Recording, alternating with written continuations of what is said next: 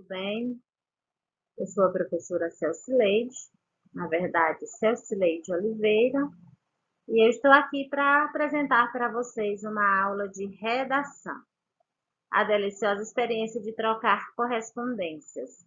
No gênero textual, carta, também reportagem. Nós vamos fazer uma interação entre as duas coisas. Está preparado? Antes, claro, não esquece de deixar o seu gostei e de se inscrever no canal se você ainda não é inscrito. Então, vamos lá conhecer a deliciosa experiência de trocar correspondências. Vem com a gente!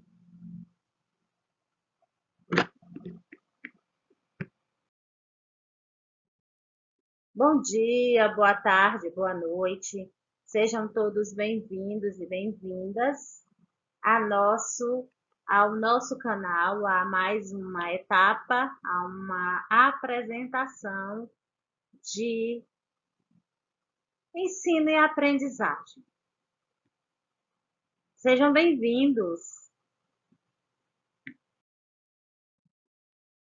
A deliciosa experiência de trocar correspondências tem mudado muito ao longo dos anos.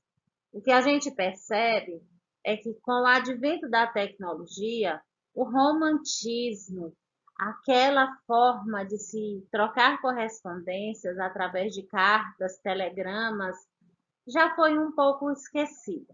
Claro que ainda existem as pessoas que são amantes dessa interação, dessa troca. A carta é um tipo de texto utilizado entre as pessoas e ela tem o objetivo, claro, de fazer a correspondência. Para que exista uma carta, é preciso que exista, é claro, um emissor, que é a pessoa que vai escrever a carta, e um receptor, que é aquela pessoa que vai receber a carta. Hoje a gente tem a tecnologia que fez com que tudo isso mudasse muito. É muito mais rápido dizer um oi pelo WhatsApp, pelo Telegram e outras mídias. É muito mais rápido fazer uma videoconferência. Mas e o romantismo, onde fica? Será que não é bom estar se preparando para receber uma carta? Eu acho que esse momento da espera, porque a gente sempre ficava sabendo já em uma carta recente que uma próxima viria. Ou então estaríamos sempre nos preparando para receber a próxima. E esse romantismo, eu vejo assim, dessa forma, foi um pouquinho perdido ou muito perdido. Ainda temos a empresa de Correios e Telégrafos, que hoje entrega as correspondências das suas dívidas. Enfim, fazer o quê? A linguagem da carta é uma linguagem utilizada de acordo com o nível de intimidade estabelecido entre as pessoas. Se eram pessoas mais próximas, a linguagem era menos formal e mais descontraída. Se era uma carta entre pessoas não muito próximas, uma linguagem extremamente formal e sem nenhum tipo de colóquio diferente de que mostrasse qualquer tipo de intimidade que não fosse necessária haver naquele momento. Então, vamos dar continuidade aqui ao nosso conhecimento sobre correspondências. Vem aqui. Olha só, e por falar em saudades, né, estamos aqui falando sobre as cartas.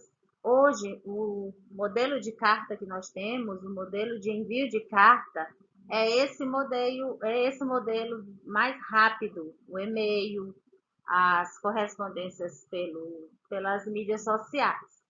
Mesmo assim, eu ainda preciso que haja todos os elementos que compõem uma carta. Se eu quero fazer uma carta, se eu pretendo construir uma carta, é preciso que eu saiba que nela tem que ter a data, uma saudação, o corpo, o texto da carta e uma despedida. E aí eu vou ter o emissor, que é a pessoa que vai se identificar lá no final da carta, no caso aqui é o seu primo Jonas, e o receptor, que é aquela pessoa que está sendo lá recebendo a saudação, que é a Karina. A carta começa assim: Belo Horizonte, 8 de novembro de 2001. Querida Karina, é com grande alegria que volto a escrever para você. Espero que esteja tudo bem. Estou trabalhando daquela mesma forma. Na semana passada, comprei uma moto e tudo agora está mais fácil. Deus tem derramado bênçãos sobre a minha vida. Olha que maravilha, né? Talvez no ano que vem já dê para visitar vocês. Aguardando respostas, eu me despeço enviando um forte abraço, seu primo Jones. Então, dessa forma, ele já enviava a carta solicitando uma resposta. E essa resposta já era a forma que ele tinha de ficar lá ansiosinho, né? Esperando que a prima retornasse com notícias da família para eles, né? Então, toda vez que a gente quer escrever ou dar notícia, era muito utilizado para matar a saudade o texto em forma de carta. Aqui do outro lado nós temos uma carta que está em espanhol e a Cecília de Oliveira em espanhol é excelente, em português nem tanto. É importante que a gente saiba que os elementos que compõem a carta são exatamente esses que eu já falei para vocês. Data, né, local e data, saudação, assunto, despedida e uma assinatura. E aí nós vamos preencher os envelopes. Vamos ver como é que é feito o preenchimento desse envelope? Então me segue. Antes de ver como é o preenchimento do envelope, vamos falar sobre os selos mesmo, né? Presta atenção numa coisa. O selo, ele surgiu em 1840. Não foi, não. Ele já existia em 1840. Mas as cartas naquela época eram muito caras. Porque quem pagava pela correspondência era quem recebia. E aí o Rowland Hill teve uma ideia mirabolante. Ele era uma pessoa muito inteligente, era, deixa eu ver, ele era educador e ele era também administrador, né? Além de educador, ele era administrador. E ele viu que estava dando muito prejuízo para as empresas de Correios e Telégrafos. Aí ele disse, olha, vamos lá, vamos fazer uma coisa. Não tem já um selinho, já tem aquele selo autoadesivo que a gente já tem aí no mercado? Então, vamos resolver o problema? A gente começa a cobrar pelo selo e não pela correspondência. Quem receber vai pagar pela correspondência, mas quem enviar paga pelo selo. Só que ficou conhecido como a criação do primeiro selo em 1840. Há controvérsias no cearense, o Francisco, que a gente vai ver depois, deixa isso bem claro, o selo já existe, ele não tira o mérito de Rio, mas ele deixa bem claro que o que Rio fez foi apenas resolver o problema financeiro, os gastos e prejuízos que estavam acontecendo naquela época, em 1840, com relação às tarifas das cartas. Então, a partir de 1840, o projeto de Rio entrou em vigor e aí a tarifa por um selo colado era um penny, ou seja, uma moeda inglesa de pequeno valor, um centavo nosso de hoje, né? Um centavo hoje, que era para cada meia onça, em torno de 15 gramas de peso da correspondência. Então, ficou bem barato e Rio conseguiu resolver o problema com relação ao envio dessas cartas. Vamos lá. O Penny Black foi conhecido assim o primeiro selo. Então, o nome do primeiro selo a ser utilizado, ele foi conhecido como Penny Black. E é aqui que o Francisco diz que não tira o mérito, olha só. Francisco Firmino de Araújo, membro da Câmara Brasileira de Filatélia, Firmino diz que a importância de Rio é indiscutível, mas afirma que a sua grande conquista foi acabar com os problemas da contabilidade que prejudicava o serviço postal britânico. Então, o que o Francisco está dizendo? Ele está tirando o mérito do Rio? Não. Mas ele está dizendo o seguinte, que ele não criou o selo. E o primeiro selo a ser criado foi o Penny Black. Ele ficou conhecido e foi lançado para o público no dia 1º de maio daquele ano. Mas a originalidade da ideia de Rowland Hill tem sido questionada. Por quê? Porque em 1818, na Sardenha, na Itália, já eram vendidas nos Correios essas folhas de papel seladas, né, com os desenhos chamados de cavalinhos da Sardenha. E os selos, o Brasil foi o segundo país a desenvolver o sistema de selo e cobrança pelos selos, eram selos que eram voltados para homenagens, né? Então, o primeiro selo brasileiro que foi lançado em 1843 foi exatamente para homenagear a chegada dos portugueses ao Brasil. Todos esses selos eram comemorativos, e você pode ver aqui ao lado que nós temos o selo da chegada dos portugueses, um selo onde mostra aqui o frevo brasileiro, né?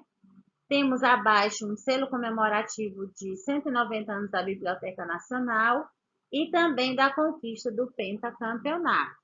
Os primeiros selos comemorativos do Brasil, eles foram produzidos em 1900, para celebrar exatamente os 400 anos da chegada dos portugueses ao Brasil. Então, toda vez que a gente vai enviar uma carta, antes é preciso pagar pelo selo, que é colado no envelope. Vamos conhecer os envelopes, né? Aqui nós temos um envelope frente e verso. Na frente, onde a gente coloca o selo, o nome da pessoa para onde eu vou mandar a carta. Aí temos que ter o endereço, o país e o CEP, que é o Código de Endereçamento Postal, que hoje a gente utiliza muito, todas as cidades e municípios utilizam nos bairros para enumerar as ruas e ficar mais fácil de serem encontrados. Então, quando você vai a uma loja, por exemplo, quer fazer uma compra e alguém pergunta para você o seu endereço e você está lá enroladão, sabe, super enrolado, pois se o nome da rua. Você lembra o CEP?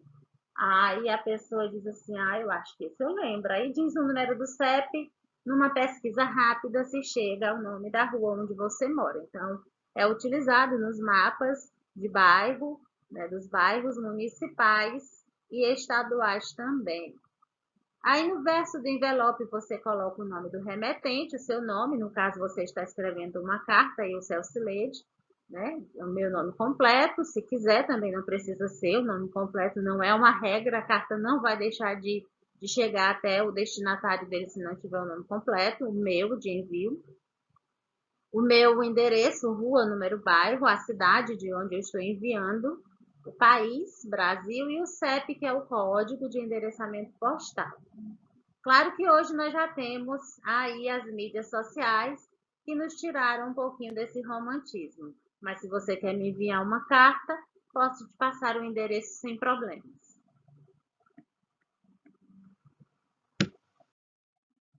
Agora a gente vai falar um pouquinho, mas bem pouquinho mesmo, sobre a reportagem. A gente está fazendo apenas um paralelo entre a carta, o texto escrito carta e a reportagem.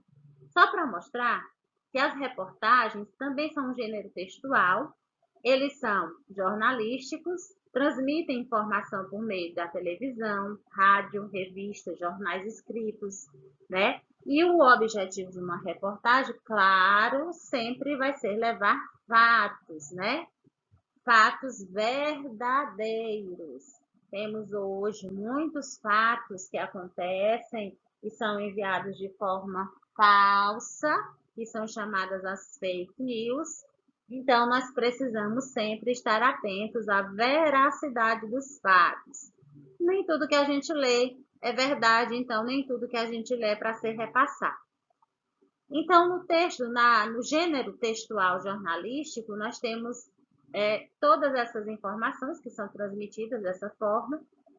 Na reportagem temos o repórter e também temos o repórter cinematográfico, que são esses que seguram a câmera, que são extremamente importantes. Sem eles, claro que a notícia não ia acontecer. Então, temos o repórter cinematográfico, temos também os repórteres, que são aqueles chamados âncoras, as pessoas que dão a notícia, né? Eles estão ali preparados com todos os textos e pesquisas e eles repassam todas as notícias. Hoje nós temos uma série de canais de TV, TV a cabo, TV sem cabo, tô brincando, gente. Então nós temos vários canais de TV e muitos tipos de jornais. Também temos as informações que são enviadas para nós online, né, pelas plataformas online. Atualmente, com o desenvolvimento da tecnologia, os repórteres têm os recursos visuais e gráficos disponíveis que chamam a atenção para a notícia. E é isso, minha gente. Então, aqui a gente encerra. Espero que você tenha gostado. Quer me enviar uma carta ou fazer uma reportagem comigo? É só me procurar. Eu sou Celcileide Oliveira e estou aqui à disposição. Beijo. Não é inscrito? Se inscreve. Até a próxima aula.